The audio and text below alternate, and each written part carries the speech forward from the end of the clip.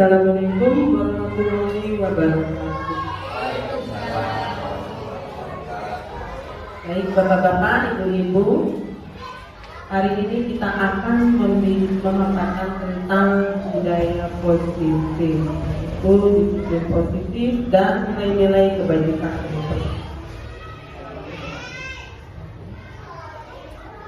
Baik, kita lanjutkan.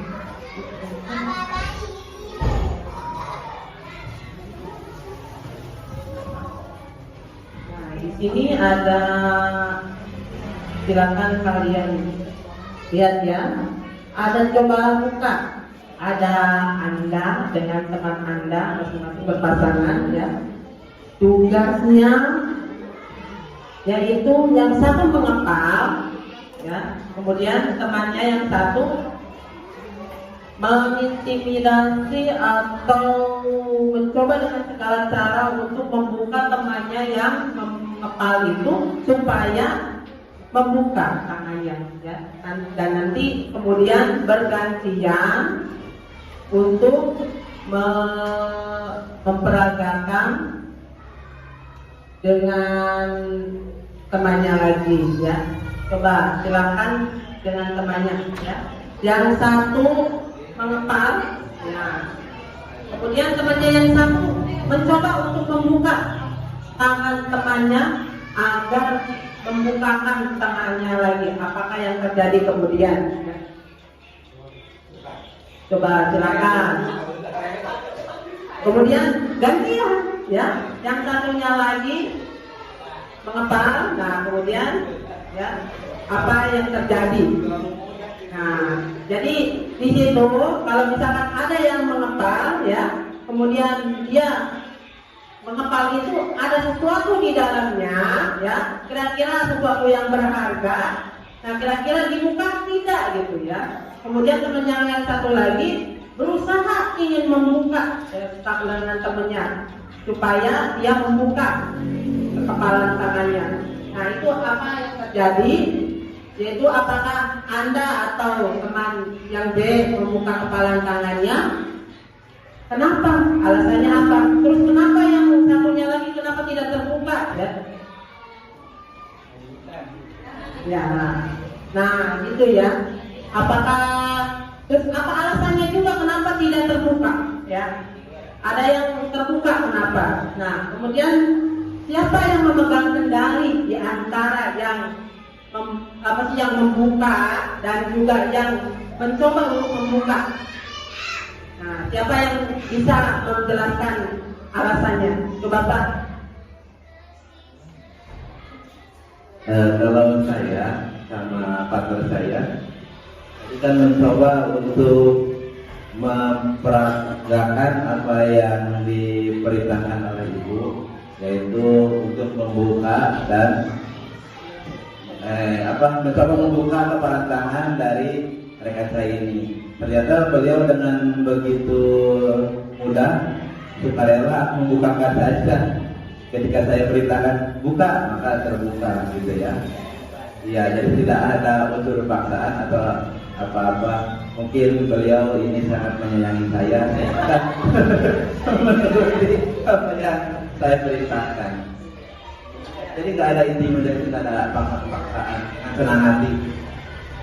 Ya, dengan kesadarannya sendiri ternyata membuka ya. Nah, itu kira-kira siapa yang memegang kontrolnya ya?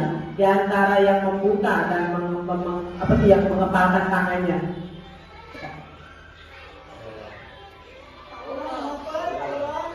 Ya, ternyata ya dia dirinya sendiri yang memegang kontrol. Jadi kita tidak bisa memaksa orang lain ya untuk membuka. Misalkan kalau memang ada sesuatu yang berharga di tangan kita dan tidak boleh diberikan kepada orang lain, dia sendiri kalau memang tidak mau memberikannya, dia tidak akan membukanya. Ya.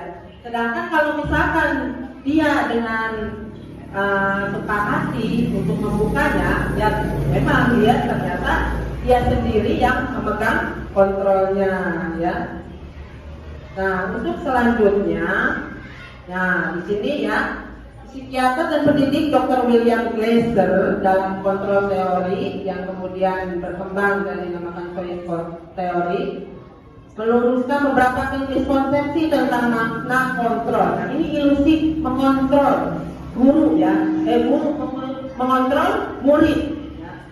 Pada dasarnya kita seperti memaksa ya murid untuk berbuat sesuatu. Ya. Kalau memang murid itu memilih untuk tidak melakukannya, maka guru itu seperti mengontrol murid, memaksa ya. Padahal sebenarnya murid itu ternyata memilih untuk dikontrol oleh guru itu. Sebenarnya dia bisa tidak mau dikontrol dikontrol oleh gurunya tersebut ya. Tapi karena murid itu mengizinkan dirinya sendiri untuk dikontrol oleh gurunya, maka saat itulah ternyata kebutuhan dasar yang dipilih murid itu yaitu dikontrol oleh gurunya. Bahkan terhadap perilaku yang tidak disukainya sendiri. Ya. Terus selanjutnya, ilusi ternyata itu semua penguatan positif, efektif dan bermanfaat ya. Penguatan positif atau rujukan adalah bentuk-bentuk kontrol. Segala usaha untuk mempengaruhi murid agar mengurangi suatu perilaku tertentu adalah suatu usaha untuk mengontrol murid tersebut. Kemungkinan murid tersebut akan menyadarinya dan mencoba untuk menolak rujukan. Kadang-kadang ya, murid itu tidak mau melaksanakan apa yang kita perintahkan ya, itu ya dalam bawah sadarnya dia sendiri ternyata dia menolak ya. Tapi terkadang dia mau dikontrol oleh gurunya itu sendiri. Dan kemudian ilusi bahwa kritik membuat orang merasa bersalah dapat menguatkan karakter ya. Ternyata menggunakan kritik dan rasa bersalah untuk mengontrol boleh menuju pada identitas gagal ya sebenarnya ya. Jadi memakai posisi kontrol, kadang-kadang kita sebagai guru membuat murid kita itu merasa bersalah ya.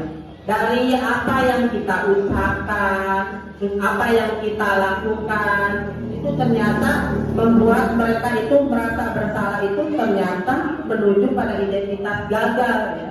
Jadi tidak baik sebenarnya ya.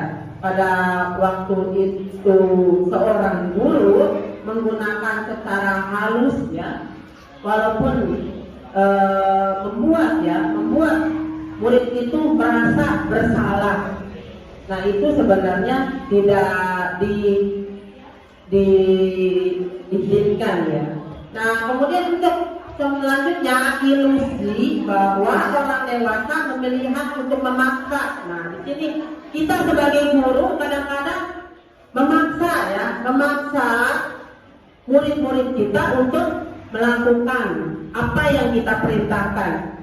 Atas dasar apa? Atas dasar untuk kebaikan mereka sendiri. Padahal seharusnya tidak ya. Seharusnya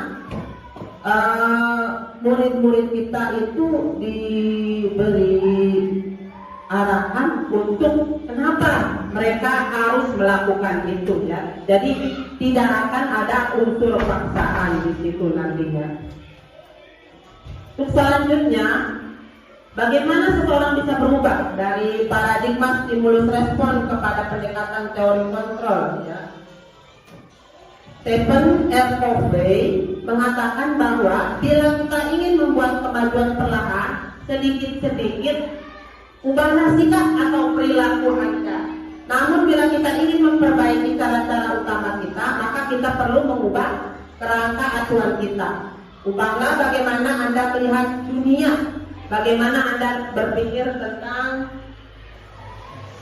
manusia ya. Ubahlah paradigma Anda, pemahaman ya, dan penjelasan aspek-aspek tertentu tentang realita. Nah di sini ya, nah itulah kita sebenarnya melakukan apa yang kita lakukan sekarang ini kepada murid kita itu berdasarkan stimulus respon ya, kebanyakannya. Coba diperhatikan baik-baik ya. Jadi realitasnya bahwa kita itu berkebutuhannya sama. Padahal ya, menurut teori kontrol, kebutuhan kita itu berbeda-beda ya. Nggak ada yang sama. Ya justru karena diharuskan sama maka timbullah paksaan ya. Nah kemudian untuk selanjutnya di stimulus respon penyakit itu yaitu semua orang melihat hal yang sama ya. Padahal setiap orang itu memiliki gambarannya berbeda-beda. Nah kemudian kita mencoba mengubah orang agar berpandangan sama dengan kita ya. Padahal semua orang itu berbeda-beda ya dalam memahami dunia ya. Kita berusaha memahami pandangan orang lain tentang dunia. Nah itu menurut teori kontrol. Kemudian di stimulus respon, perilaku buruk itu dilihat sebagai suatu kesalahan. Padahal ya menurut teori kontrol semua perilaku itu memiliki tujuan walaupun itu adalah salah ya, ada tujuannya. Nah kemudian di stimulus respon itu orang lain itu bisa mengontrol saya ya. Ternyata kalau di teori kontrol hanya Anda yang bisa mengontrol diri Anda sendiri ya, bukan orang lain. Seperti tadi mengepal ya, itu ternyata kalau memang dia mau membuka ya dia sendirilah yang mengontrol dirinya sendiri untuk membuka. Kalau memang dia tidak mau membukakan lengannya, ternyata memang dia sendiri yang memang tidak mau membuka ya. Nah kemudian stimulus kontrolnya yaitu pemaksaan ada pada saat bujukan gagal ya. Kalau bujukan gagal kita ternyata gagal membujuk murid kita. Nah disitulah timbul pemaksaan ya. Seharusnya tidak ada di teori kontrol itu adanya kolaborasi dan konsensus menciptakan pilihan-pilihan baru. Bagaimana kalau begini? Bagaimana kalau begitu? Ya kita di pandangannya. Jadi jangan dipaksa ya. Nah kemudian untuk stimulus responnya itu model berpikirnya menang atau kalah ya. Nah di sini kalau kita paksa kita akan menang. Kalau ternyata dia menuruti berarti dia yang kalah gitu ya. Itulah itu yang terjadi antara kita sebagai guru dengan murid-murid kita. Nah, kalau di teori kontrol itu model berpikirnya itu jadinya menang dan menang. Jadi kita sebagai guru menang. Nah di situ murid kita juga menang. Nah di sini, nah ini disiplin ya. Makna disiplin kita sering meminta kepada murid-murid kita agar disiplin ya. Nah disiplin ini apa yang terbayang di pikiran Anda tentang disiplin ya. Disiplin ini adalah ada yang menghubungkannya dengan kata-kata tertib ya, teratur dan kepatuhan pada peraturan. Kata disiplin juga sering dihubungkan dengan hukuman, padahal berbeda ya.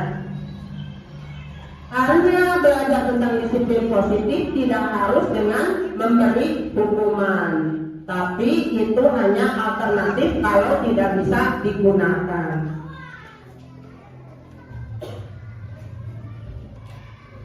Nah, Bapak Pendidikan kita di Hajar Dewantara menyatakan bahwa di mana ada kemerdekaan, disitulah harus ada disiplin yang kuat. Ya.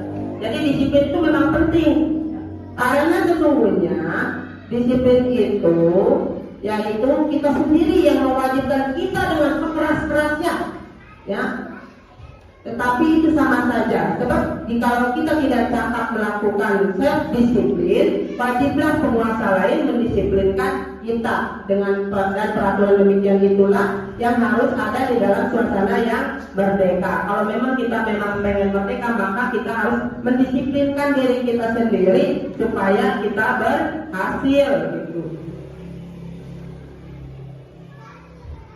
Nah di sini definisi kata merdeka menurut Ki Hajar Dewantara yaitu Merdeka itu artinya tidak hanya terlepas dari perintah, ya, akan tetapi juga sangat buat pemerintah diri sendiri, yaitu hubungannya dengan disiplin. Jadi disiplin itu dia disiplin bisa melakukannya sendiri tanpa disuruh orang lain ataupun diperintah oleh orang lain.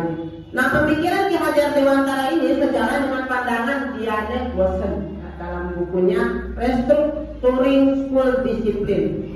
Diane menyatakan bahwa arti dari kata disiplin berasal dari bahasa Latin yang artinya belajar, yaitu disiplina, ya.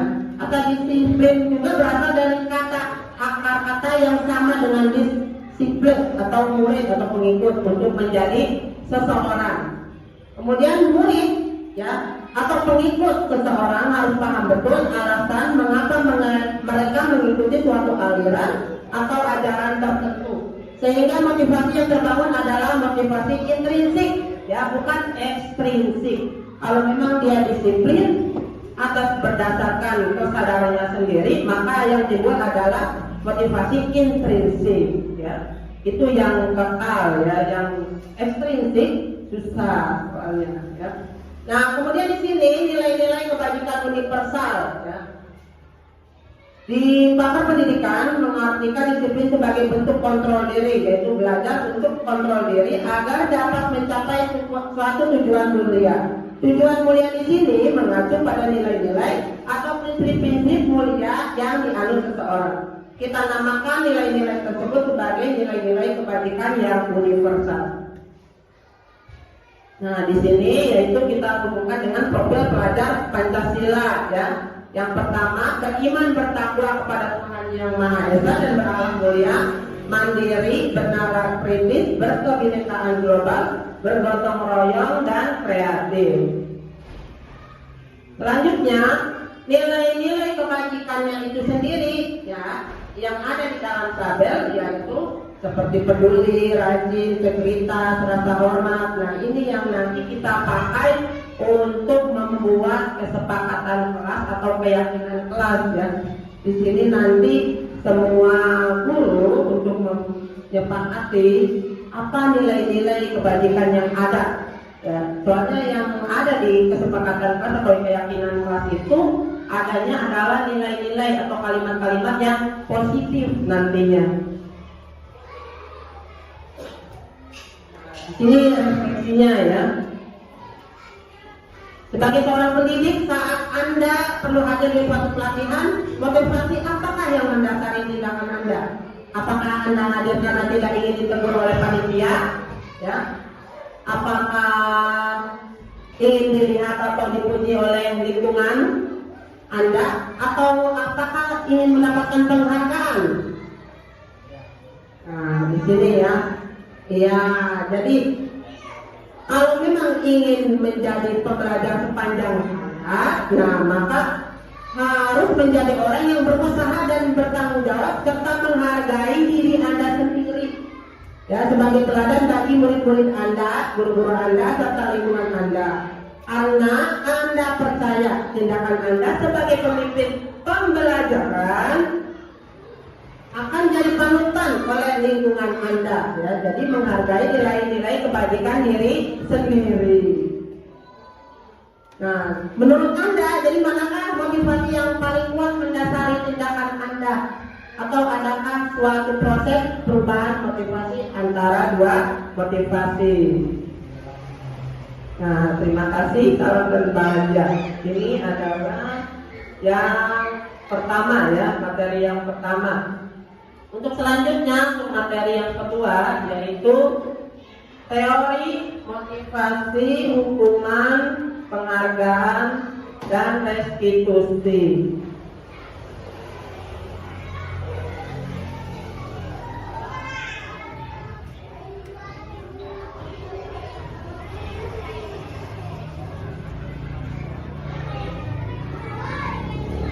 Nah, di sini, ya, menurut Diane Gossen, motivasi perilaku manusia itu ada 3, ya.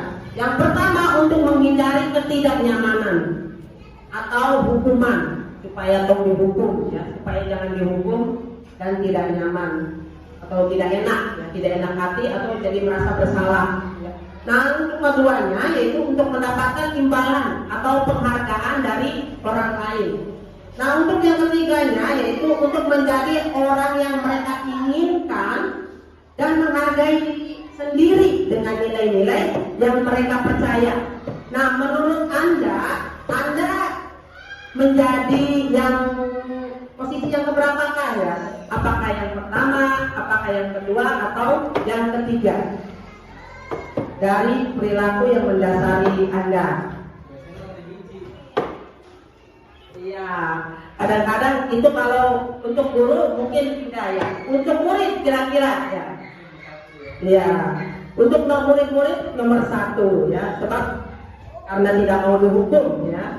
Jadi mendasari tindakannya itu ternyata kebanyakannya untuk menghindari ketidaknyamanan atau hukuman.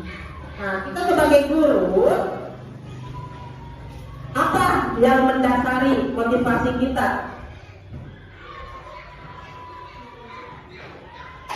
Dari ketiga posisi tersebut, kebanyakannya apa Pak? Bu? Posisi pertama, posisi kedua, atau posisi ketiga? Posisi ketiga, iya betul.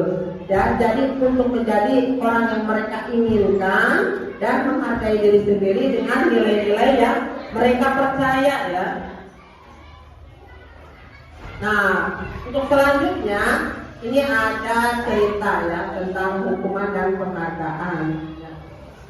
Di sini si Ipa kurang menguasai matematika. Pada saat pelajaran berlangsung, dia banyak diam ya dan menggambar di buku pelajarannya. Pada saat guru matematikanya Pak Seno menanyakan pertanyaan IPA menjadi gugup ya dan tak sengaja menjatuhkan tasnya. Serta tiba-tiba menjadi gagap pada saat berupaya menjawab. Sehingga seluruh kelas tertawa ya melihat perilaku IPA yang bicara tergagap dan terkejut tersebut. Kemudian Pak Seno ya malah membiarkan teman-teman IPA-nya itu tertawa ya. Terus malahan meminta IPA untuk maju ke depan dan berdiri di depan kelas sambil menunjuk hidung ya. Nah, karena tidak bisa menjawab pertanyaan Pak Seno, kelas makin gaduh dan anak-anak pun tertawa melihat IPA di depan kelas memegang ujung hidungnya. Nah, kira-kira dari cerita tersebut bagaimana tanggapannya?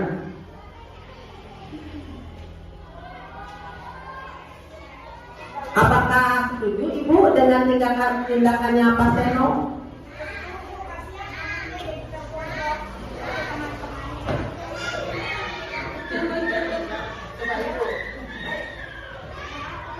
Setelah melihat tadi, sebagai seorang guru, Pak Seno tidak bijak. Dia merasa membiarkan anak didiknya dipojokkan sama teman-temannya.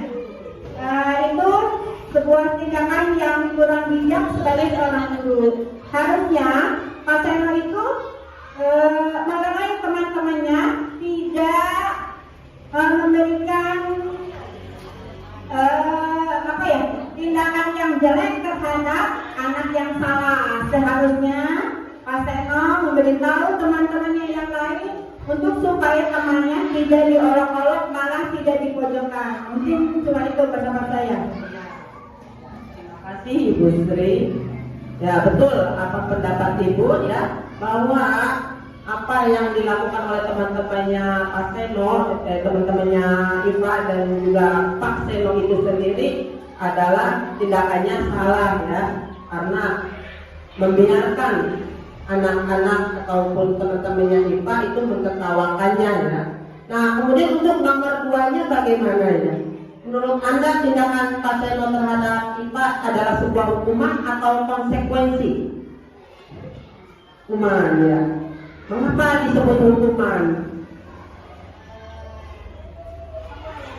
Ayo yang lainnya coba, Ibu, Bapak, ada yang tahu?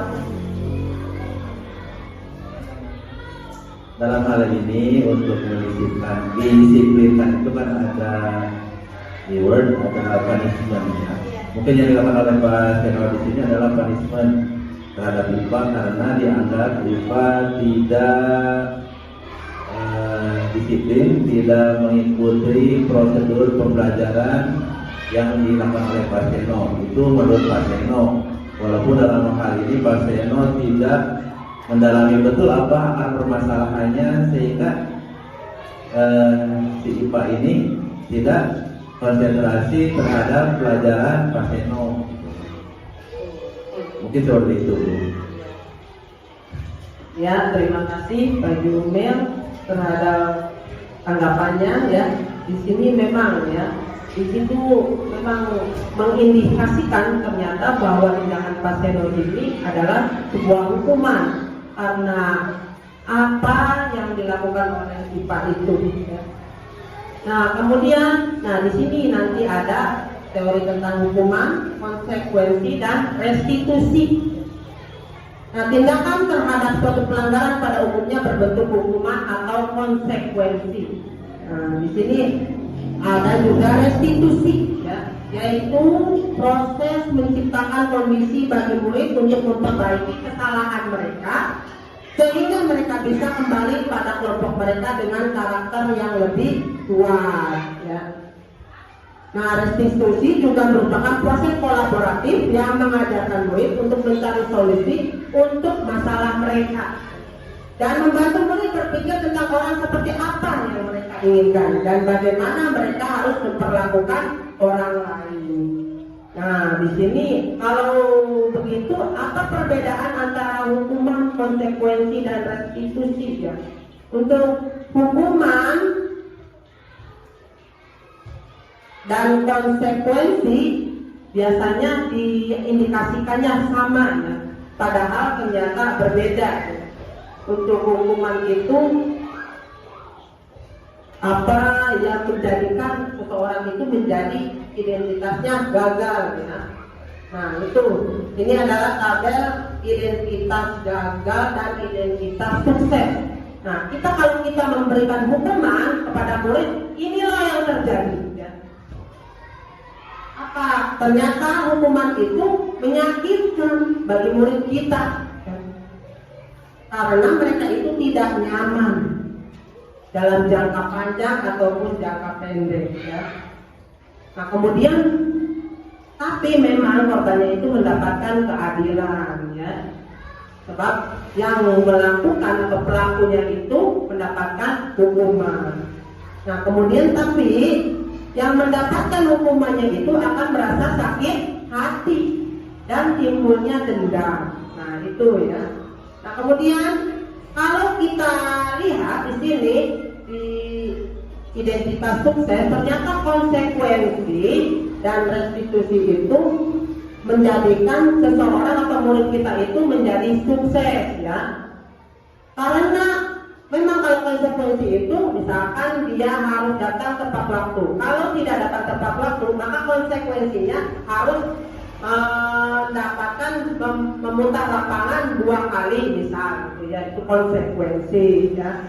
Nah kemudian kalau restitusinya itu adalah pilihan di mana kita membiarkan kepada murid kita untuk memilih apakah dia mau sukses atau gagal. Nah nanti di sini akan dijabarkan lebih lanjut lagi nantinya ya. Nah kemudian konsekuensi tidak nyaman untuk murid atau anak dalam jangka pendek ya. Kalau konsekuensi, kalau hukuman itu jangka panjang tidak nyaman terus ya. Nah kemudian untuk restitusi itu malah menguatkan ya, menguatkan kepada murid kita itu dalam jangka panjangnya ya. Kemudian untuk konsekuensi korban itu bisa diabaikan ya. Kalau misalkan dia bersalah, ternyata pelakunya itu konsekuensinya dapat ya, misalkan mengelilingi lapangan 10 kali. Tapi kalau misalkan korbannya, kalau misalkan disakiti, ya udah begitu saja gitu, nggak dapat apa-apa, nggak dapat keadilan kayak seperti ini hukuman ya. Nah kemudian untuk direstitusi, korban itu mendapatkan gantinya itu ya bersama-sama lagi ya. Nah, untuk murid konsekuensinya anak dibuat tidak nyaman. Kalau untuk konsekuensi, kalau untuk restitusi, murid itu mendapatkan penguatan. Nah, berdasarkan bagian di atas, maka kita bisa menyimpulkan bahwa hukuman itu bersifat tidak terencana atau tiba-tiba, dan memang ya biasanya itu terjadi secara tiba-tiba ya. Anak atau murid tidak tahu apa yang akan terjadi dan tidak dilibatkan. Hukuman bersifat satu arah ya, dari guru aja yang memberikan hukuman ya. Sedangkan murid hanya menerima suatu hukuman sebagai kesepakatan ya dari pihak guru, baik sebelum atau sesudahnya. Hukuman itu bisa berupa fisik maupun psikis ya. Murid atau anak-anak disakiti oleh suatu perbuatan atau kata-kata. Nah, kalau konsekuensi ya, konsekuensi itu adalah yang bersifat sudah terencana ya, sudah disepakati ya, seperti tadi kalau misalkan datang harus tepat waktu, kalau tidak tepat waktu ya terpaksa harus mendapatkan konsekuensinya, harus mengelilingi lapangan misalkan ya, terus atau tidak diperkenankan untuk masuk ke kelas dulu misalkan ya. Kemudian sudah pernah dibahas dan disetujui oleh semua ya, semua warga sekolah, oleh murid dan guru itu sendiri ya. Kalau misalkan di dalam kelas murid itu mengobrol, maka konsekuensinya murid tersebut akan kehilangan waktu bermain karena harus menyelesaikan tugas itu. Nah, di sini hukuman atau konsekuensi. Nah, di situ kita lihat ya, tindakan guru ini ya, ada beberapa tindakan guru yang diberikan kepada murid-muridnya. Kira-kira ini hukuman atau konsekuensi? Yang pertama, mencatat 100 kali di dalam buku kalimat, saya tidak akan terlambat lagi karena terlambat ke sekolah. Ini hukuman atau konsekuensi? Kira-kira konsekuensi. Kenapa bapak hukuman? Apa alasannya? Ya, yang pertama, mencatat 100 kali dalam buku kalimat, saya tidak akan terlambat lagi. Ya, kan tadi sudah dipaparkan tentang hukuman, tentang konsekuensi ya. Nah, di sini tindakan guru terhadap muridnya seperti ini ya, mencatat 100 kali di dalam buku kalimat, saya tidak akan terlambat lagi karena terlambat sekolah. Nah, ini termasuk konsekuensi atau hukuman? Konsekuensi ya, karena sudah direncanakan ya, sudah disepakati oleh guru dan murid. Kalau terlambat, maka konsekuensinya begini. Kalau hukuman biasanya mendadak atau tiba-tiba ya. Nah, kemudian yang keduanya, lari mengelilingi lapangan basket 2 kali karena terlambat hadir di sekolah. Itu hukuman atau konsekuensi? Hukuman. Karena terlambat hadir di sekolah. Siapa? Iya. Itu termasuk hukuman ya. Kemudian membersihkan coretan yang dibuatnya di meja tulis. Kira-kira hukuman atau konsekuensi? Konsekuensi ya. Karena dia mencoret-coret di meja, maka konsekuensinya harus dibersihkan ya. Dibersihkan kembali. Kemudian murid diminta untuk push up 15 kali karena tidak menggunakan masker ke sekolah. Itu hukuman atau konsekuensi? Kira? Hukuman ya. Kemudian menggantikan kertas tugas teman yang telah dicoret-coret. Itu konsekuensi atau hukuman? Konsekuensi ya. Nah, begitu ya. Kemudian untuk selanjutnya ya. Nah, ini dihukum oleh penghargaan ya. Saat kita berulang kali menjanjikan hadiah kepada anak-anak agar berperilaku bertanggung jawab, atau kepada seorang murid agar mempelajari sesuatu yang baru, nah, atau kepada seorang karyawan agar melakukan pekerjaan yang berkualitas, kita sedang berasumsi mereka tidak dapat melakukannya atau atau mereka tidak akan memilih untuk melakukannya. Nah, sebenarnya itu nggak boleh ya katanya kalau untuk memberikan penghargaan, kecuali memang ada reward sendiri ya. Nah di sini selanjutnya yaitu restitusi, sebuah pendekatan untuk menciptakan disiplin positif ya. Nah di sini proses menciptakan kondisi bagi murid untuk memperbaiki kesalahan mereka ya. Nanti kita tahu pada pemaparan selanjutnya ya, sehingga mereka bisa kembali pada kelompok mereka dengan karakter yang lebih kuat. Nah di restitusi juga merupakan proses kolaboratif ya, yang mengajarkan murid untuk mencari solusi untuk masalah mereka dan membantu murid untuk berpikir tentang menjadi apa nanti mereka pengennya. Terus bagaimana harus memperlakukan orang lain. Nah, Bapak dan Ibu guru yang hebat ya, apa yang akan Anda lakukan bila dalam acara ulang tahun teman Anda memecahkan gelas? Ya, apakah akan membiarkan dia membayar ganti rugi? Atau Anda sudah berjanji dengan teman Anda, namun ternyata dia punya janji dengan orang lain juga, kemudian terpaksa Anda naik taksi ya ke teman Anda itu. Apakah Anda akan minta kepada teman Anda untuk membayar taksi Anda itu menuju ke tempatnya tersebut? Kira-kira seperti itu enggak ya? Nah, kemudian sebagai seorang guru, ketika seorang murid melakukan kesalahan, tindakan mana yang akan Anda lakukan ya? Menunjukkan kesalahannya dan memintanya melihat kesalahannya baik-baik. Terus mengatakan, kamu seharusnya tahu bagaimana kamu seharusnya bertindak. Kemudian mengingatkan murid Anda akan kesalahannya yang sama di waktu sebelumnya. Biasanya begitu ya. Kemudian bertanya kepadanya, kenapa kamu melakukan sesuatu yang seharusnya tidak kamu lakukan? Nah kemudian mengkritik dan mendiamkannya. Biasanya begitu ya kita. Kayaknya mah tidak ya untuk Bapak Ibu guru di sini ya. Nah kemudian restitusi itu bukan untuk menebus kesalahan ya, tapi supaya kita belajar. Ya maksudnya murid itu supaya belajar dari kesalahannya. Dalam pendekatan restitusi, bila murid berbuat salah, maka guru tidak mengarahkan untuk menebus kesalahan. Misalkan sanksi, denda gitu ya, harus bayar berapa gitu. Misalkan kalau buang sampah sembarangan, bayar 2.000 gitu ya. Nah, tidak seperti begitu ya.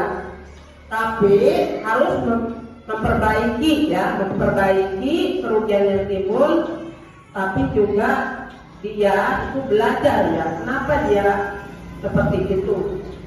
Nah kemudian restitusi itu untuk memperbaiki hubungan ya. Jadi hubungan antara murid-murid dengan murid yang lain itu nantinya akan tercipta ya situasi yang kondusif ya. Jadi mereka itu nantinya akan jujur pada diri mereka sendiri dan mengevaluasi apa tindakan mereka itu benar, apakah salah ya. Nah kemudian restitusi itu adalah tawaran ya, bukan paksaan. Restitusi yang dipaksa bukanlah restitusi yang sebenarnya, tapi konsekuensi namanya ya. Bila guru memaksa, nah itu namanya bukan proses restitusi ya.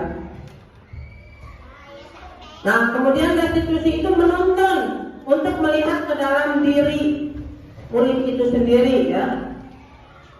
Dalam proses restitusi kita akan melihat adanya ketidakselarasan antara tindakan murid yang berbuat salah dan keyakinan mereka tentang orang seperti apa yang mereka inginkan. Nah, untuk membimbing proses pemulihan diri, guru bisa bertanya kepada mereka, kamu ingin menjadi orang seperti apa? Ya, nanti di situ ya, yaitu nanti memvalidasi tindakan nantinya ya. Kamu akan terlihat, terdengar dan terasa seperti apa kalau kamu sudah menjadi orang yang seperti itu. Apa yang kamu percaya tentang tentang bagaimana orang harus memperlakukan orang lain. Nah, itu adalah pertanyaan-pertanyaan di restitusi ya. Terus bagaimana kalau kamu mau diperlakukan ketika kamu berbuat salah? Apa nilai yang diajarkan keluargamu tentang hal ini? Apakah kamu memegang nilai itu? Ya, kalau tidak, lalu apa yang kamu percaya? Nah, itu adalah pertanyaan-pertanyaan di bagian restitusi nantinya ya. Kemudian yang kelima, restitusi itu mencari kebutuhan dasar yang mendasari tindakan. Untuk berpindah dari evaluasi diri ke restitusi diri, penting bagi murid untuk memahami dampak dari tindakannya pada orang lain. Kalau murid paham, ya selanjutnya orang itu tahu, ya murid itu tahu kenapa akan seperti begitu karena kebutuhan dasarnya, ya.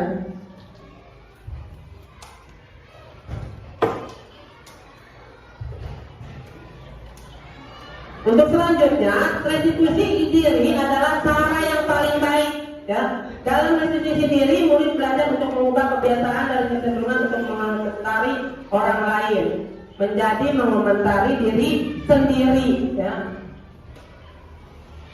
William Glasser menyatakan orang yang bahagia akan mengevaluasi dirinya sendiri. Ya.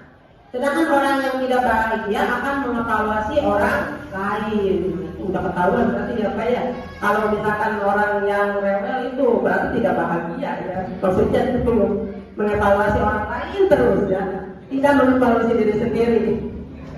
Dia siapa ya? Kayak siapa ya? Nah itu ya.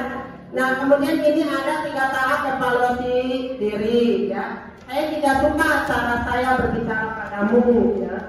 Nah kemudian yang keduanya, kesalahan yang saya lakukan adalah saya sebenarnya punya informasi yang kamu butuhkan gitu ya. Terus saya lelah dan saya bicara terlalu cepat. Saya tidak jelas menyampaikan apa yang saya inginkan. Pemahaman saya berbeda dengan pemahamanmu.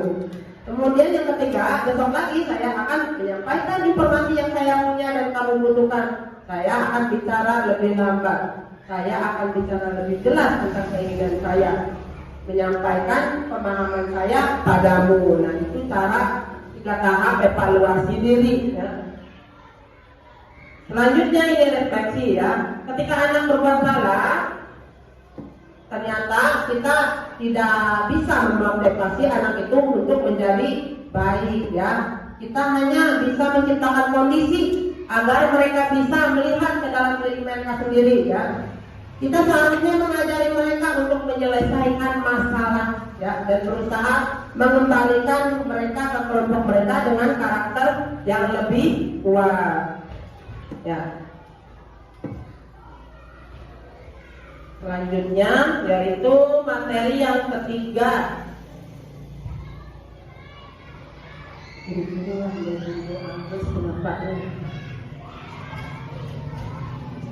Nah di sini ada keyakinan kelas ya. Materi yang ketiga.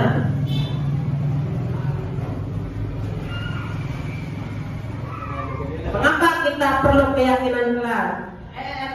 Speaking apa ya? Biar tidak ini.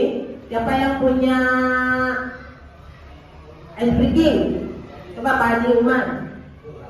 Biar tidak jenuh gitu ya. Dari tadi buru-buru deh gitu. Biar cepat selesai. Coba Pak Haji Umar, apa ice breakingnya kira-kira? Silakan ke depan.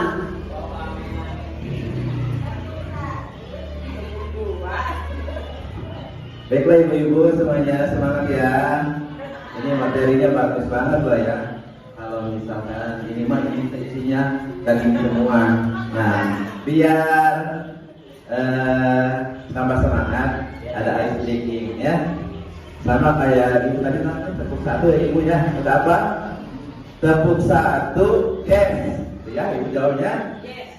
Tepuk 1, yes. Tepuk 2, oke.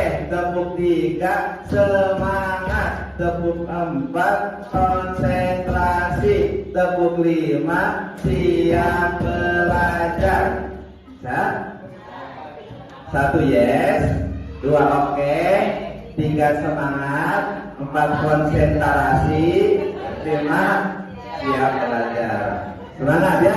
Tepuk 1, yes. Tepuk 2, oke. Oke, tepuk 3, semangat. Tepuk 4, konsentrasi. Tepuk 5, siap belajar. Nah, sekarang ada satu lagi, namanya tepuk fokus. Tepuk fokus, melihat, mendengar, mengingat, fokus, ya. Oke, bisa? Tepuk fokus, melihat, mendengar, mengingat, fokus. Nah, kedua, satu lagi, ya. Biar cepat. Namanya tepuk konsentrasi, ya. Sudah ada yang bisa belum? Belum. Nah, judulnya tepuk konsentrasi. Jadi begini tepuknya. Tepuk konsentrasi.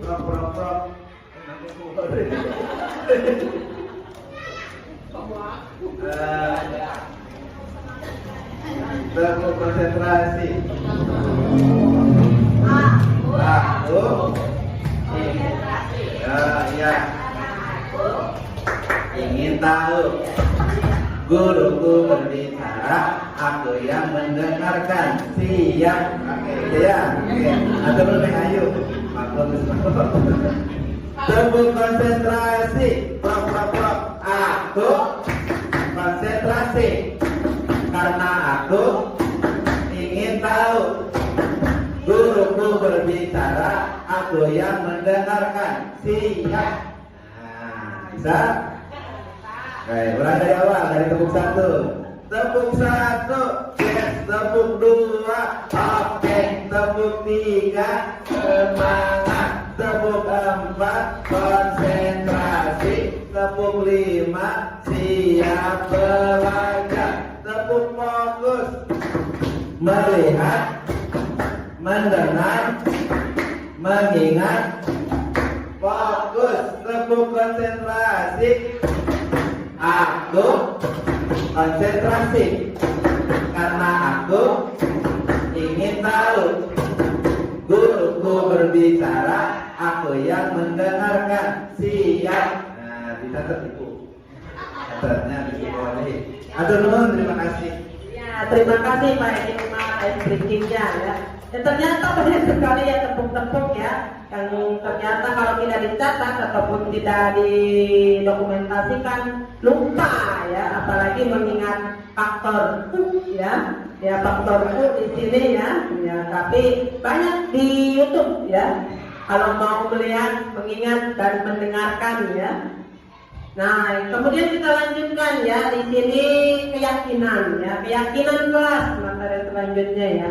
Mengapa disebut keyakinan kelas? Mengapa bukan cuma kesepakatan kelas atau mengapa tidak peraturan kelas ya? Nah, di sini yang pertama, mengapa kalau kita memiliki peraturan tentang penggunaan helm ya? Kalau misalnya kita pergi ke kota pakai helm, faktornya untuk apa ya? Apakah untuk keselamatan ataukah untuk yang lain, atau untuk gaya-gayaan atau apa ya? Nah, kemudian kemungkinan jawaban Anda itu adalah karena untuk keselamatan harus pakai helm ya. Nah, kemudian untuk selanjutnya kalau kita menggunakan masker dan mencuci tangan ya, untuk apa kira-kira? Apakah untuk kesehatan atau untuk keselamatan? Kesehatan ya, apalagi kemarin-kemarin habis COVID ya, diwajibkan untuk memakai masker dan sering-sering untuk mencuci tangan, apalagi dengan sabun ya. Nah, nilai-nilai keselamatan atau kesehatan inilah yang kita sebut sebagai suatu keyakinan ya. Nah, jadi di situ emang udah seperti begitu ya, harusnya gitu. Seperti pakai helm kalau naik kendaraan, atau kalau kemana-mana pakai masker dan juga cuci tangan. Nah, itu ya, itu adalah keyakinan ya. Jadi nilai-nilai kebajikan universal yang disepakati secara tersirat dan tersurat, lepas dari latar belakang suku, agama, budaya, negara, bahasa maupun yang mana juga tetap harus seperti begitu. bukan cuma di Indonesia, tapi juga di negara yang lain juga seperti begitu. Pas waktu kemarin pelaksanaan ada COVID ya.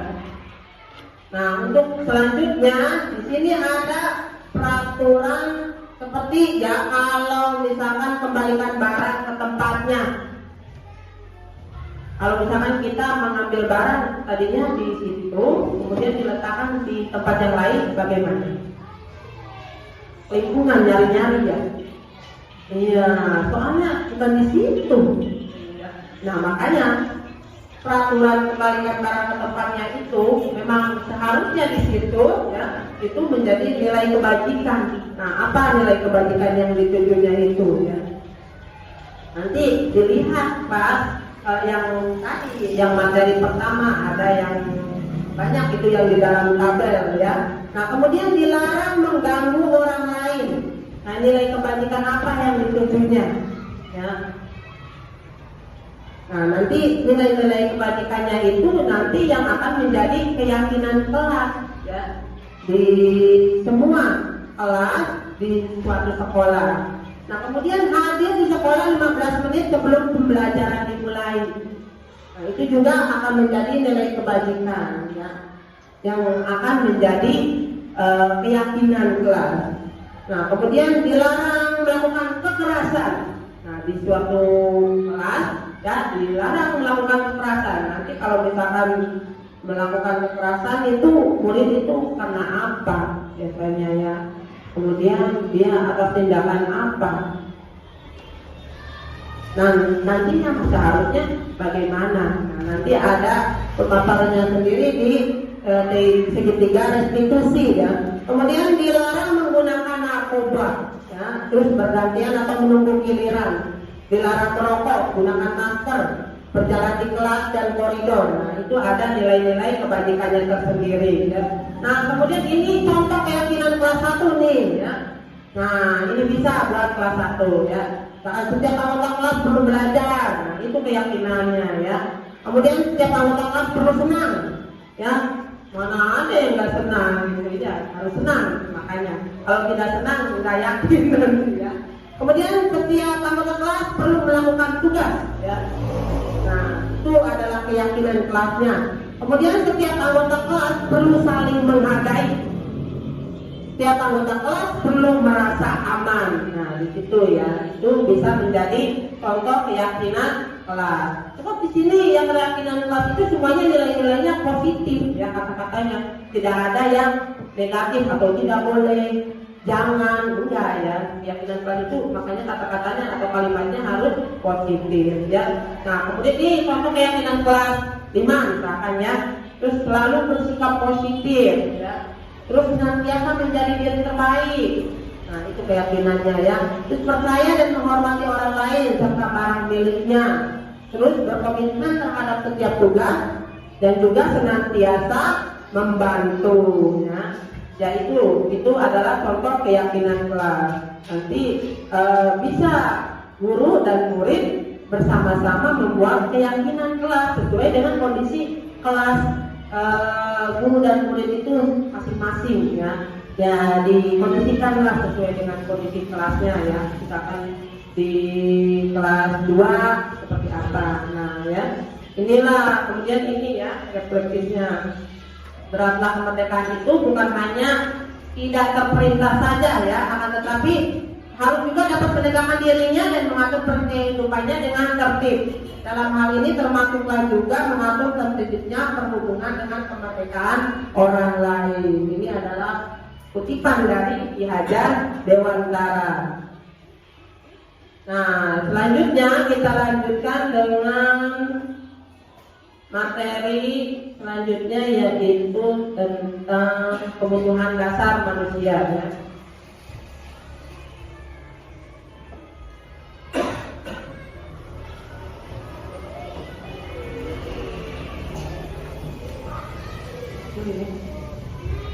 Ini kebutuhan dasar manusia. Ini ada 5 kebutuhan dasar manusia ya, yaitu yang pertama bertahan hidup ya. Kemudian penguasaan, kasih sayang, kemudian kesenangan dan juga kebebasan. Nah, Ini kebutuhan bertahan hidup, ya, ada survival, ya, adalah kebutuhan yang bersifat fisiologis untuk bertahan hidup, misalnya kesehatan, rumah, ya, dan makanan. Kebutuhan biologis sebagai bagian dari reproduksi, proses reproduksi termasuk kebutuhan untuk tetap bertahan hidup, ya. Nah, iya itu untuk pasangan, ya. Iya. Nah, dalam kasus ada Doni, ya, di atas ketika ditanya oleh Ibu Ambar karena dia lapar dan orang tuanya tidak membawakan bekal, maka dia membeli makanan gitu. Maka kebutuhan dasar yang sedang berusaha dipenuhi oleh Doni yaitu kebutuhan untuk bertahan hidup, ya, karena lapar ya makan, ya. Ya itu, ya. Kemudian ada kebutuhan kasih sayang dan rasa diterima, ya, kebutuhan untuk diterima oleh semua orang, ya. Kebutuhan ini dan 3 kebutuhan berikutnya adalah kebutuhan psikologis, ya. Kebutuhan untuk disayangi dan diterima meliputi kebutuhan akan hubungan dan koneksi sosial. Nah, kebutuhan memberi dan menerima kasih sayang dan kebutuhan untuk merasa menjadi bagian dari suatu kelompok. Kebutuhan ini juga meliputi keinginan untuk tetap terhubung dengan orang lain. Mereka juga membutuhkan kasih sayang, rasa diterima, ya, oleh lingkungannya maupun oleh keluarganya di dalam suatu kelompok, ya. Ada suatu kasus si Doni ngambil bekal temennya, ya, karena lapar, karena dia tidak dikasih bekal oleh orang tuanya, maka dia mengambil bekal temannya. Nah, kemudian temannya tidak senang dan laporkan tindakannya kepada gurunya, ya. Dan gurunya memberitahu orang tuanya sehingga orang tuanya memperhatikan dia. Maka kebutuhan dasar yang sedang dipenuhi Doni adalah kebutuhan akan kasih sayang dan diterima, ya, dan rasa diterima oleh kedua orang tuanya. Tadi adalah kebutuhan bertahan hidup, kemudian kebutuhan untuk mendapatkan kasih sayang dan diterima. Nah, sekarang yang ketiganya yaitu penguasaan, ya, kebutuhan pengakuan atas kemampuan, ya. Kita misalkan punya keterampilan sehingga berprestasi. Nah, nanti ini adalah kebutuhan kita supaya diakui, ya, diakui atas kemampuan kita. Nah, yang selanjutnya kebutuhan kebebasan, ya, kebutuhan akan pilihan. Saya suka yang pedas-pedas atau suka yang nggak pedas. Itu adalah kebutuhan pilihan, ya. Kebutuhan untuk bebas, ya, kebutuhan akan kemandirian, otonomi, memiliki pilihan dan mampu mengendalikan arah hidup seseorang. Anak-anak dengan kebutuhan kebebasan yang tinggi menginginkan pilihan, mereka perlu banyak bergerak, suka mencoba-coba, ya, itu untuk anak-anak. Tidak terlalu terpengaruh oleh orang lain dan senang mencoba hal baru dan menarik. Misalkan contohnya ini Doni, ya, dia merasa bosan dengan bekal makanan yang dibawakan ibunya dari rumah, ya. Karena ibunya selalu membawakan bekal yang sama, maka dia mencoba bekal makanan temennya, ya, yang beraneka ragam. Nah, di sini berarti si Doni sedang berusaha memenuhi kebutuhannya yang bebas, ya, maunya bebas. Nah, di sini kemudian kesenangan, kebutuhan untuk merasa senang, ya. Kebutuhan akan kesenangan adalah kebutuhan untuk mencari kesenangan, bermain dan tertawa. Bayangkan hidup tanpa kenikmatan apapun, betapa menyedihkan, ya, nggak senang, nggak tertawa, ya. Leser menghubungkan kebutuhan akan kesenangan dengan belajar. Semua hewan dengan tingkat intelijensi tinggi, anjing, lumba-lumba, primata bermain, ya. Saat mereka bermain, mereka mempelajari keterampilan hidup yang penting. Nah, manusia tidak berbeda, ya, apalagi anak-anak, ya. sama anak-anak juga maunya senang-senang ya. Dan di sini juga kadang-kadang ada anak murid kita yang bersenang-senang, tapi ternyata membuat temannya tidak senang. Ada ya seperti begitu. Nah, seperti kasus ini ya, Doni menjawab ya bahwa ia melakukannya karena iseng ya. Karena iseng, karena dia senang sama wajah teman-temannya yang kesal gitu ya. Senangnya aneh ya. Karena diambil makanannya dan menurut dia ekspresi teman-temannya itu lucu, maka si Doni itu sedang berusaha memenuhi kebutuhannya akan kesenangan. Ini senang melihat teman-temannya yang kesal, jengkel ya. Itu karena menurut dia itu lucu gitu ya. Jadi dia senang. Tuh, apakah dari 5 kebutuhan dasar tersebut sudah terpenuhi semuanya? Menurut kita, murid-murid kita itu apakah melakukan proses pembelajaran di sekolah kita sudah terpenuhi tidak di sekolah dari 5 kebutuhan dasar itu? Nah, lanjut ya, kita ke materi berikutnya.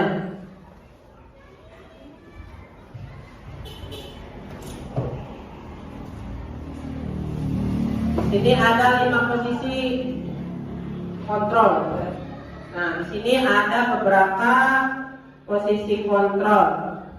Ada 5 posisi kontrol. Yang pertama adalah kita sebagai guru ternyata menjadi guru yang penghukum, ya.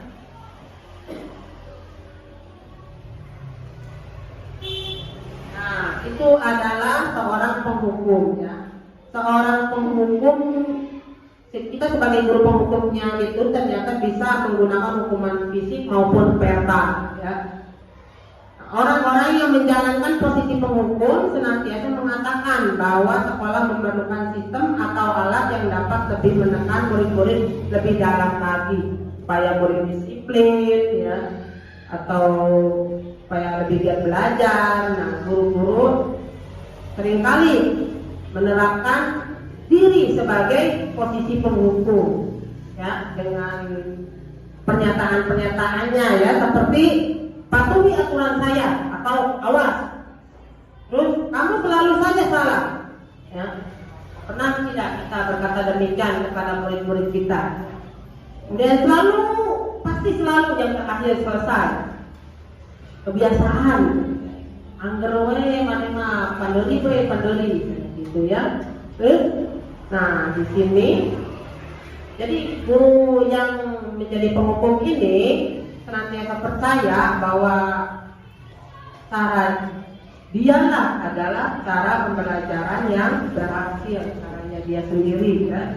Ini adalah guru yang penghukum. Nah, kemudian ada juga guru yang tadi, ya, membuat merasa bersalah, ya. Nah, dalam posisi ini biasanya guru akan bersuara lebih lembut, ya. Membuat rasa bersalah ini akan menggunakan keheningan yang membuat orang lain merasa tidak nyaman, bersalah atau rendah diri. Kata-kata yang keluar dengan lembut akan seperti begini, ya, ibu sangat kecewa sekali dengan kamu. Ya, berapa kali bapak harus memberitahu kamu, ya? Gimana coba kalau orang tua kamu tahu kamu berbuat begini? Nah, di sini, ya. Jadi di sini murid akan merasa buruk tentang diri mereka sendiri, ya, merasa tidak berharga dan merasa mengecewakan orang-orang yang disayanginya. Nah, di sini adalah guru yang membuat merasa bersalah. Kemudian selanjutnya guru yang menjadi teman, ya. Ada ini posisi guru yang menjadi teman. Nah, di posisi ini guru ini tidak akan menyakiti murid, ya, tapi dia mengontrolnya dengan persuasi atau mengajak, ya. Di sini posisi teman pada guru ini bisa negatif, tapi bisa jadi positif juga, ya. Positifnya terjalin hubungan yang baik antara guru dan murid. Tapi ada juga negatifnya, yaitu bisa menjadi rumor atau guru murid itu jadi ketergantungan terhadap guru itu sendiri ya. Terus tidak menghargai guru-guru yang lain. Ya, itu negatifnya. Nah, di sini pernyataan-pernyataannya itu yaitu ayo bantulah demi Bapak ya. Ya gitu ya pernyataan-pernyataannya. Biasanya guru dalam posisi teman itu ya. Ketika muridnya berbuat kesalahan, nah begitu kata-katanya ya. Ayo ingat tidak bantuan Bapak selama ini. Ya, jadi karena dibantu oleh si Bapak guru ini, jadi ngandelin ke Bapak guru ini terus ya. Itu negatifnya. Nah, iya sudah kali ini tidak apa-apa, nanti ibu bantu bereskan. Nah, ini ya karena dia merasa sebagai teman, jadi dibantu oleh gurunya. Nah kemudian hal negatifnya yaitu jadinya itu ya, guru karena berpikir Bapak itu adalah teman saya, maka dia tergantung.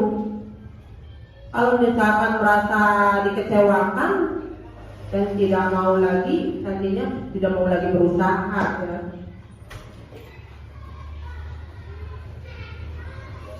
Hal lain yang mungkin timbul adalah murid hanya akan bertindak untuk guru tertentu dan tidak untuk guru lainnya. Nah itu tadi ya, muridnya itu tergantung pada guru tersebut. Sebab guru itu yang menjadi temannya. Ya. Kemudian ada posisi guru yang menjadi pemantau. Ya, pemantau itu berarti ngawasi ya, mengawasi. Pada saat kita mengawasi, kita bertanggung jawab atas perilaku orang-orang yang kita awasi. Posisi pemantau berdasarkan pada peraturan-peraturan dan konsekuensi. Biasanya melihat itu ya, peraturan terus konsekuensinya bagaimana. Dengan menggunakan sanksi atau konsekuensi, kita dapat memusnahkan hubungan pribadi kita dengan murid. Sebagai seseorang yang menjalankan posisi pemantau, pertanyaan yang diajukan seorang pemantau, peraturannya apa ya? Peraturannya apa ya? Apa yang telah kamu lakukan? Sanksi atau konsekuensinya apa ya? Nah begitu ya kalau posisi guru sebagai seorang pemantau. Bahkan peraturannya harus memakai sepatu hitam. Karena terburu-buru dia tidak memakai sepatu hitam. Misalkan pas datang ternyata tidak memakai sepatu hitam. Nah oleh guru pemantau ini harusnya pakai sepatu hitam, tapi kamu kenapa tidak pakai sepatu hitam? Saya terburu-buru Pak, jadi tidak pakai sepatu hitam. Nah, karena konsekuensinya kalau tidak pakai sepatu hitam, tidak boleh memakai sepatu selain yang memakai sepatu hitam, maka anak itu harus dilepas sepatunya. Nah itu ya, guru sebagai posisi pemantau. Nah selanjutnya posisi sebagai manajer ya. Manajer ini kebutuhan akan kesenangan adalah kebutuhan untuk mencari kesenangan, bermain dan tertawa ya.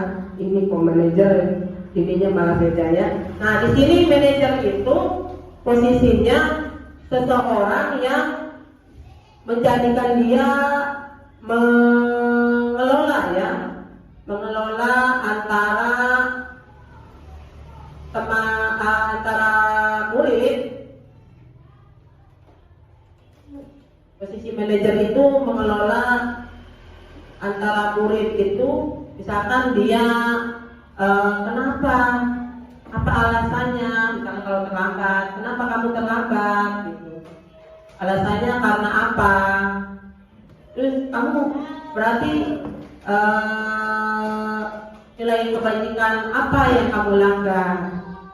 Kemudian apa yang harus kamu perbaiki selanjutnya gitu ya. Nah itu untuk menjadi tidak seperti begitu lagi, kamu akan bertindak apa gitu ya. Itu adalah posisi manajer. Jadi dia mengelola dirinya sendiri supaya murid-murid itu bisa mengelola dirinya sendiri agar tidak bersikap seperti begitu lagi. Nah itu adalah 5 posisi kontrol. Nah, di antara kelima posisi itu kira-kira teman-teman Bapak Ibu guru di sini sudah menjadi posisi apa ya? Kadang-kadang saya juga sebagai posisi penghukum ya, sebagai guru ya, kebanyakan. Atau menjadi teman kadang-kadang ya, kadang-kadang kita juga menjadi teman bagi murid kita. Kadang-kadang kita juga ternyata menjadi guru yang membuat rasa bersalah kepada murid kita sendiri ya. Atau ya itu, misalkan kalau ada peraturan 5 menit, 15 menit sebelum masuk kelas harus sudah masuk kelas, ternyata dia telat, terlambat ya. Konsekuensinya harus mencatat 100 kali, itu adalah pemantau ya. Nah, kemudian di sini ada segitiga restitusi. Nah, itu di posisi manajer ya, itu ada segitiga restitusi. Nah, kebetulan kita sedang mempelajari ya di. Nah, ini ada segitiga restitusi. Di sini kita itu ada di dalam posisi manajer ya, guru sebagai posisi manajer itu ada langkah-langkahnya dengan menerapkan segitiga restitusi. Yang pertama yaitu menstabilkan identitas ya. Nah, di sini setiap orang pasti pernah melakukan kesalahan, seperti yang terlambat itu ya. Misalkan yang terlambat, kenapa dia terlambat, apa alasannya itu ya. Untuk orang terlambat itu dia terlambat ya berarti berbuat salah. Kemudian kesalahan itu semua orang pasti berbuat salah ya. Kamu bukan satu-satunya yang pernah melakukan ini ya. Semua orang juga pasti pernah berbuat salah. Itu menstabilkan identitas ya, pernyataan-pernyataan itu ya. Kemudian ada setelah menstabilkan identitas ada langkah yaitu validasi tindakan yang salah ya. Nah, validasi tindakan yang salah ini kamu tentu punya alasan ya. Alasan kenapa datang terlambat. Sedangkan karena bangun tidurnya kesiangan gitu ya. Bangun tidurnya kesiangan Bu gitu. Adakah cara yang lebih efektif untuk mendapatkan apa yang kamu butuhkan? Ya, jadinya tidurnya enggak malam-malam Bu. Kenapa aku tidur malam-malam? Karena lihat HP Bu gitu. Nah, makanya supaya kamu tidak kesiangan, bagaimana? Ya, gitu. Nah, kemudian langkah ketiganya yaitu menanyakan keyakinan, ya. Keyakinan apa yang telah kita sepakati ya, di kelas kita masing-masing itu, ya. Nah, kemudian kamu ingin menjadi orang yang seperti apa? Apakah mau menjadi orang yang lebih baik atau tetap menjadi orang yang terlambat terus gitu ya. Nah, begitu contohnya.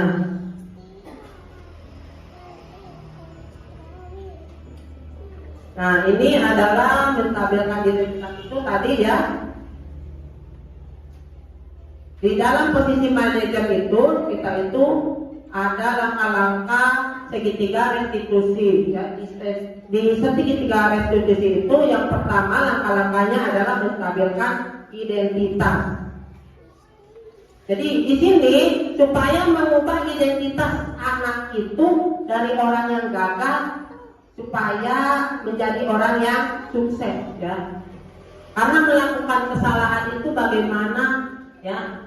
Biasanya anak-anak menjadi merasa bersalah ya karena melakukan kesalahan. Nah, di sini kita dihindari ya supaya dia merasa tidak bersalah. Kita cari. Jadi ibu juga pernah berbuat salah, atau bapak juga pernah berbuat salah, ya. Semua orang nggak ada yang sempurna, ya. Semua juga pernah melakukan kesalahan. Kita bisa menyelesaikan ini. Ya, itu adalah kalimat-kalimat supaya kita menstabilkan identitas anak kita supaya tidak merasa bersalah, ya. Nah, kemudian selanjutnya, langkah selanjutnya adalah validasi tindakan yang salah. Ya. Nah, tindakan-tindakan semuanya itu ada tujuannya, meskipun tindakan itu adalah salah, ya. Sebab setiap tindakan pasti ada alasannya, yaitu untuk memenuhi kebutuhan dasar kita, ya. Nah, apa maksud dari tujuan dasar kita? Nah, di situ kita katakan dengan nada tanpa menghakimi, ya. Kita harus memvalidasi kebutuhan tindakan mereka yang salah, ya. Padahal kamu bisa melakukan yang lebih buruk dari ini, ya. Misalkan, ya. Kamu pasti punya alasan mengapa melakukan hal itu. Ya, kenapa dia terlambat? Karena alasannya apa? Pasti alasannya ada, ya. Kesiangan karena main HP, gitu, ya. Terus kamu patut bangga pada dirimu sendiri karena telah melindungi sesuatu yang penting buatmu. Nah, kebutuhan dasar kita itu apa, ya? Kalau misalkan dia berkelahi karena dipukul oleh temannya, jadi dia otomatis membela diri. Dan itu adalah kebutuhan dasar dia, ya. Jadi berkelahi dengan temannya.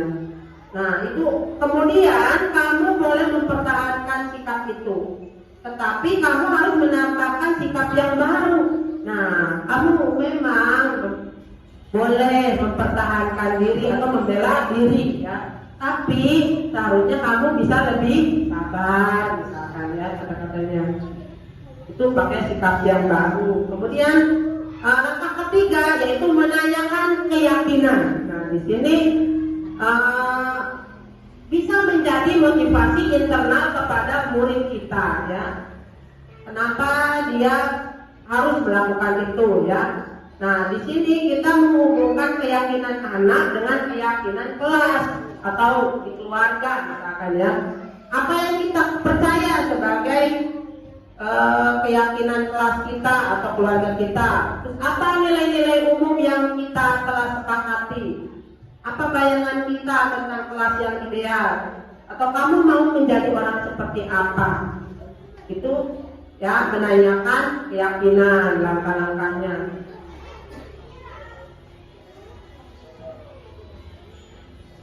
Nah, sekarang untuk umpan balik di atas ini, mau mengisi link atau mau mengisi ini nih? Link, ya kan? Ya, ada di sini sama, ya, sebenarnya sama. Cuma kalau di situ di Padlet ada, ya. Jadi tinggal diketik aja di HP, di Chrome ini, ya, padlet.com. Kursia umpan balik diseminasi, ya, atau mau mengisi di sini bisa, ya. Ibu mau di sini apa mau di Chrome, ya.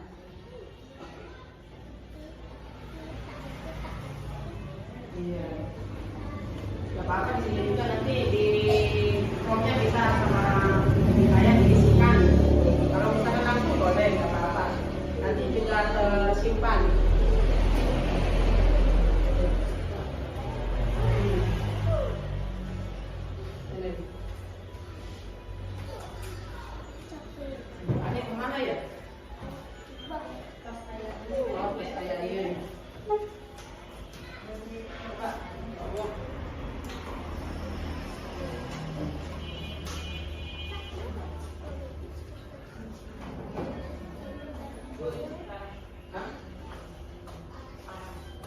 Nggak apa-apa, nanti bisa diisi nanti, ya, nggak sekarang.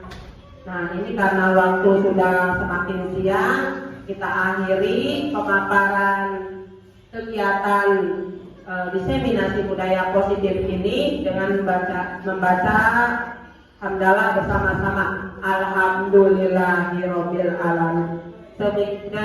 Demikian yang dapat saya sampaikan, kurang dan lebihnya saya mohon maaf. Wabillahi taufiq wal hidayah. Wassalamualaikum warahmatullahi wabarakatuh.